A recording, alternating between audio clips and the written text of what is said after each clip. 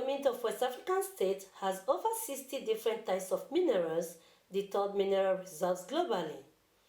Despite its richly endowed abundant reserve of non-renewable mineral and natural resources such as gold, uranium, bauxite, iron ore, diamonds, phosphate and manganese, crude oil and natural gas, only little is accounted for in Africa's assets, as the citizens are referred to as the poorest in the world. Illegal mining and trafficking of precious minerals are often linked to economic crimes such as tax evasion. To change this ugly situation, the ECOWAS Parliament took to the heels of winding down its fifth legislature to bring to light the potential of mining and other extractive industries in Sierra Leone's capital, Freetown, with the theme Illegal Mining and Its Consequences in the ECOWAS region, aimed at setting up policies that will safeguard the region's natural endowment for economic recovery. Speaking during the opening session, the President of the Republic of Sierra Leone, Dr. Julius Madabio, said mineral resources should have been the main source of government revenues, expectedly accounting for more than half of all exports, but lacked the ability as a result of illegal miners, and stressed the need for regional collaboration for intelligence sharing to combat illegal mining across borders.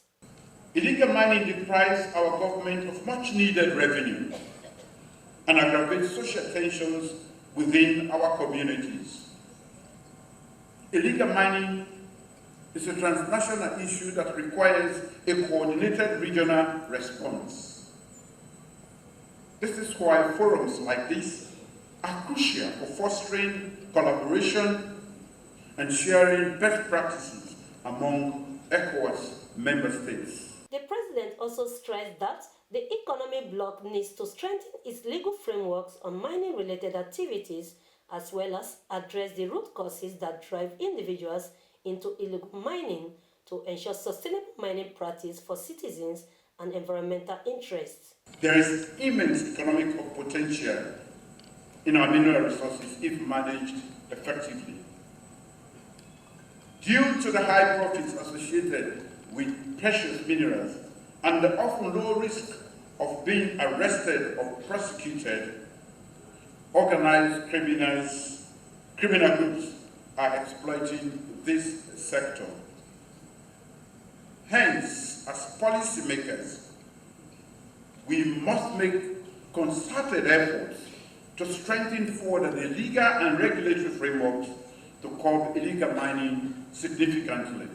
Earlier, the Speaker of the ECOWAS Parliament, Dr. Sidi Tunis, while commending the authorities of head of state and government for their support throughout the fifth legislature, noted that the illegal mining contributed to the deteriorating security and economic challenges facing the sub-region, and called for the immediate investigation into mining activities for solution-driven.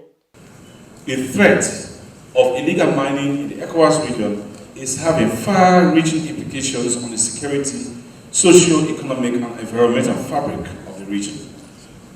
Despite the potential of the mining sector to positively impact the lives of the community citizens, the complex interplay of security, socio-economic dividends, environmental impacts on the soil and waters have emerged as pressing concerns that demand immediate investigation and finding sustainable solutions. A careful revision of the numbers available to us provides a compelling need to give attention to the region's mining sector. On the part of the Sierra Leone leader of the delegation to the ECOWAS Parliament, Honorable Veronica Susse, said the region is here to leverage its mining potential, noting that the art of illegal miners has limited revenue acquisition with health hazard for citizens, and remained optimistic that the seminar will enable the introduction of regulatory instruments to curtail illegal mining in Africa. It is unfortunate that, despite Africa's huge mining potentials, and the continent continues to endure challenges to muster desperately needed revenue, rogue miners connive with locals and indulge in illicit extraction of our mineral deposits, using very crude and dangerous methods, thereby undermining government policies. The negative ramifications are not only limited to sweeping revenue acquisition, but also environmental degradation that exposes the residents to health hazards and impedes other livelihood activities. This session marks the end of the 5th legislature of the ECOWAS Parliament with a testament to success in promoting democracy and good governance across West Africa.